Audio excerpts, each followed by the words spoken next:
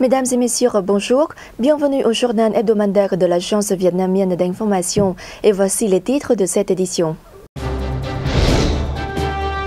Le rapport Vietnam 2035, préparé conjointement par le gouvernement vietnamien et la Banque mondiale, prévoit des réformes clés pour que le Vietnam devienne un pays à revenu intermédiaire de la tranche supérieure. La sécheresse et l'intrusion saline ravagent plusieurs régions rizicoles dans le delta du Mekong. Selon les experts, ces phénomènes sont les plus marqués depuis un siècle.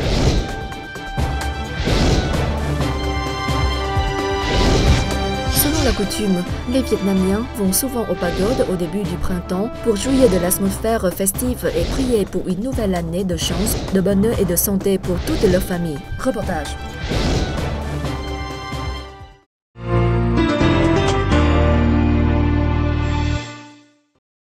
La Banque mondiale a organisé mardi à Hanoï une conférence de presse pour présenter le rapport Vietnam 2035 vers la prospérité, la créativité, l'équité et la démocratie sous l'égide du président de la Banque mondiale, Jim Yong Kim.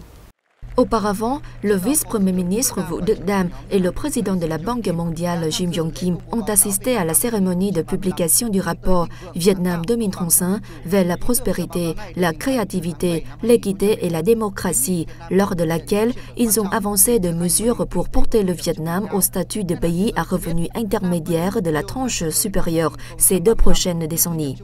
Ce rapport indique l'objectif de pays à revenu intermédiaire de la tranche supérieure demanderait au Vietnam d'atteindre une croissance d'au moins 7% par an et d'élever son PIB par habitant à 7 000 $ d'ici 2035.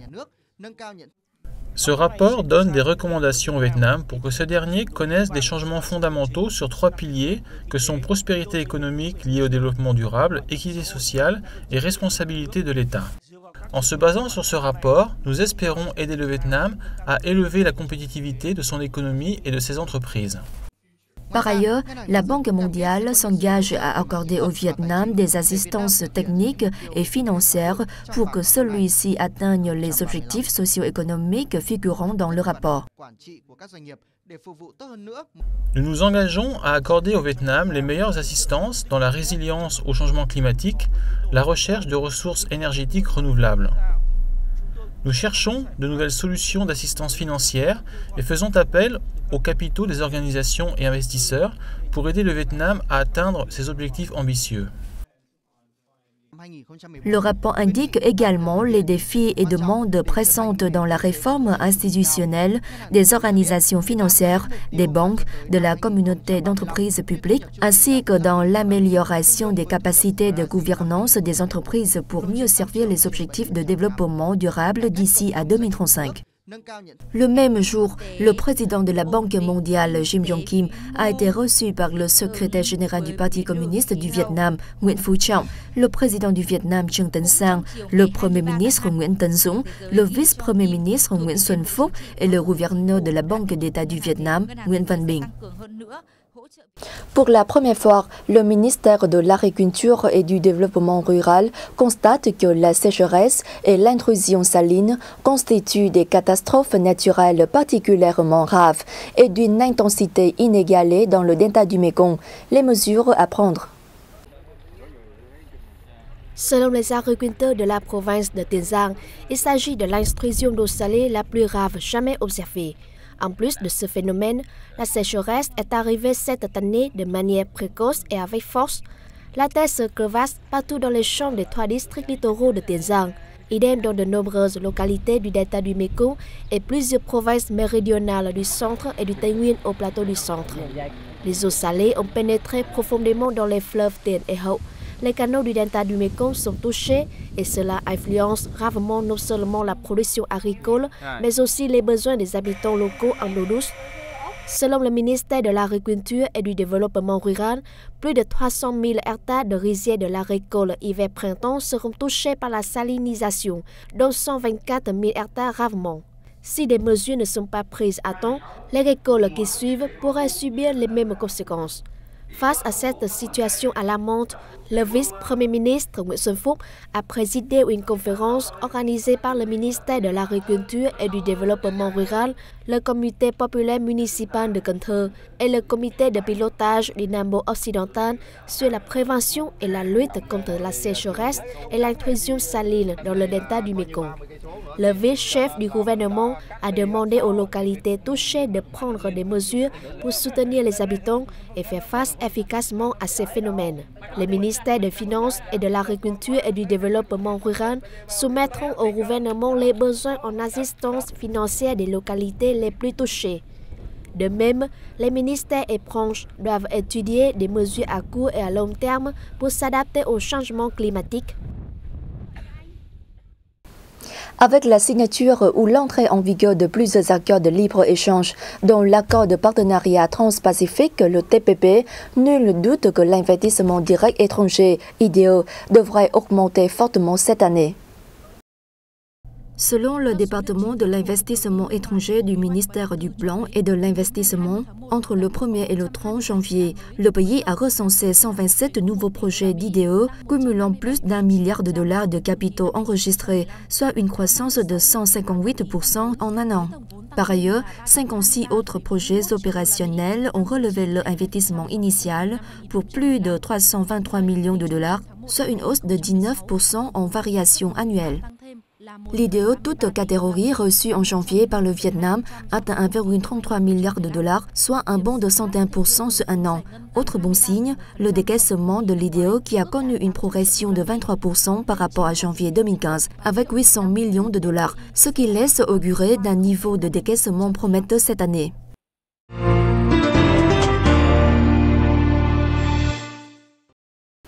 Le Vietnam, la Chine, la Mongolie et la République de Corée ont participé à la fête de l'Asie, organisée le 21 février au Musée américain de l'histoire naturelle à New York pour marquer le commencement du nouvel an lunaire.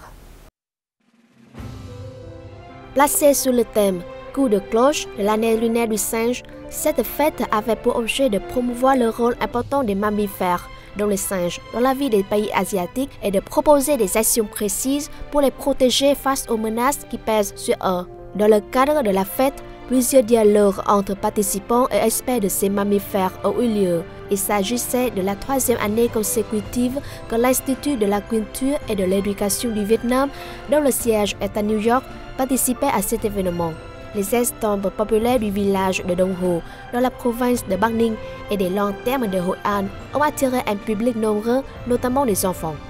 En plus, les visiteurs ont pu voir des artisans chinois fabriquer des marionnettes de singes, des sud-coréens dessiner cet animal ou encore des jeux traditionnels mongols. Il s'agissait de la 3e fois que le Musée américain de l'histoire naturelle organisait cette fête qui donne lieu à des échanges et à des études sur les mœurs et coutumes des pays utilisant le calendrier lunaire.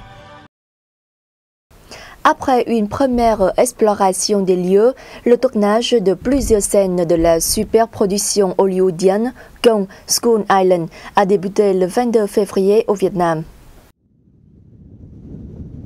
Ainsi, après le Queensland en Australie, Hawaï et Détroit aux États-Unis, le Vietnam a été choisi pour dépeindre le pays natal du singe géant King Kong. Selon le calendrier, le tournage au Vietnam prendra plus d'1 mois. Des scènes clés seront tournées dans plusieurs endroits du pays. Dans le centre, à Quang Binh, le tournage est prévu au parc national de Phong Nha Kẻ Bàng. Plus au nord, la baie de Ha Long, la zone touristique de Tam Coc Bic Dong et le complexe de Chang An à Ninh Binh ont été sélectionnés. Cette nouvelle vient d'être annoncée lors d'une conférence de presse donnée par l'équipe du film le 21 février à Hanoï. Cette conférence de presse a vu la présence du réalisateur Jordan Vogt-Roberts, d'acteurs réputés dont l'actrice Brie Larson, des acteurs Samuel Jackson et Tom Hiddleston, du vice-ministre vietnamien de la culture, des sports et du tourisme Vuong Duy Bien et de l'ambassadeur américain au Vietnam Ted Osius. Attendu en salle en mars 2017, Kong Skull Island est le 8e film sur King Kong. Cette œuvre est une coopération entre Legendary Pictures et la société de production et de distribution pour le cinéma et la télévision Warner Bros. Doté d'un budget de 160 millions de dollars, ce nouvel opus raconte l'expédition dans une jungle lointaine à la recherche du roi des gorilles géants.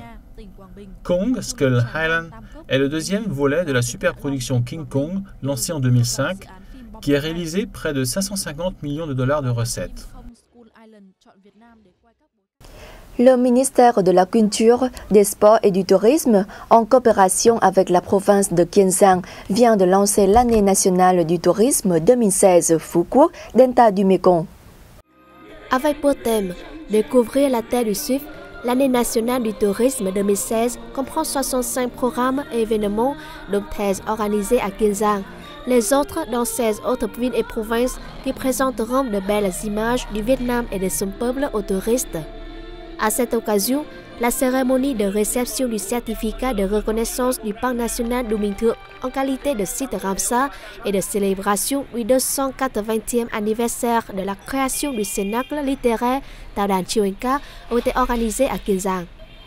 Ont également eu lieu des activités artistiques et de déclamation de poèmes, d'interprétation de chansons populaires, ainsi qu'une cérémonie de lâcher de long terme pour la paix, la prospérité et de bonnes récoltes. Ces dernières années, le tourisme national a connu un bel essor. L'année dernière, le pays a recensé près de 8 millions de touristes étrangers et 57 millions de touristes domestiques qui ont généré 330 000 milliards de $, de recettes.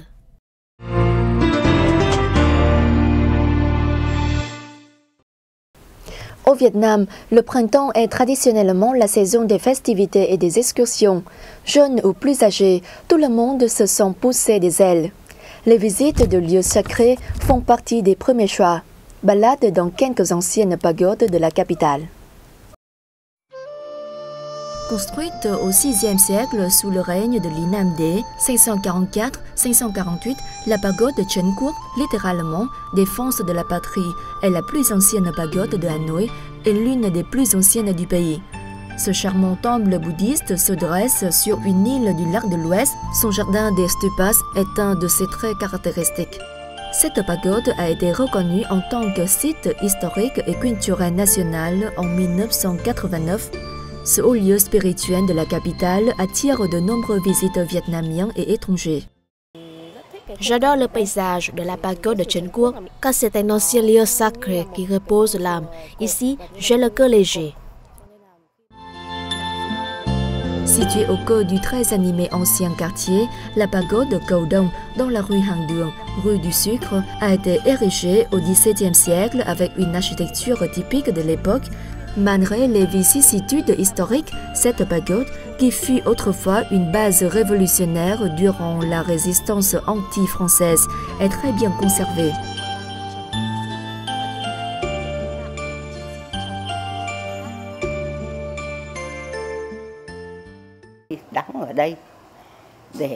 Durant la résistance anti-française, dans les années 1946-1947, il y avait ici des postes de médecine militaire. Parmi les pagodes renommées de Hanoï, on ne peut ignorer la pagode de Quán Sư. Ce lieu est aussi le siège du comité d'administration du comité central de l'Église bouddhique du Vietnam. Autre particularité de cette pagode que l'on ne trouve nulle part, ce sont les statuettes de lionceaux sur la toiture de l'ouvrage. C'est une particularité architecturale des ouvrages de la dynastie de Lý, 1010-1225. Pour les Vietnamiens, aller à la pagode les premiers jours du nouvel an lunaire est une belle pratique bien ancrée dans les mœurs. Pratiquant ou non, on s'y rend pour rendre hommage aux ancêtres et attirer bonheur, prospérité et santé sur ses proches, mais aussi pour trouver la paix intérieure en ce début d'année.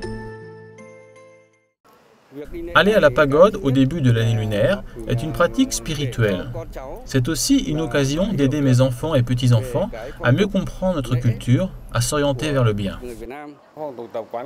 Selon la coutume, le 15e jour du premier mois lunaire, les Vietnamiens sont très nombreux à se rendre aux pagodes. En s'adressant à Bouddha, chacun est convaincu que son âme sera plus sereine, avec l'espoir d'une année de bonne santé, de paix et remplie de bonnes choses. Au Vietnam, le Tết rime avec printemps et pagode. En ces lieux sacrés où flotte l'odeur âcre de l'encens, tout le monde a le cœur léger. Aller à la pagode les premiers jours de l'année est une coutume très ancrée dans la vie des Vietnamiens. Et cette tradition transcende les générations. C'est la fin de cette édition. Merci de votre fidélité et à la semaine prochaine.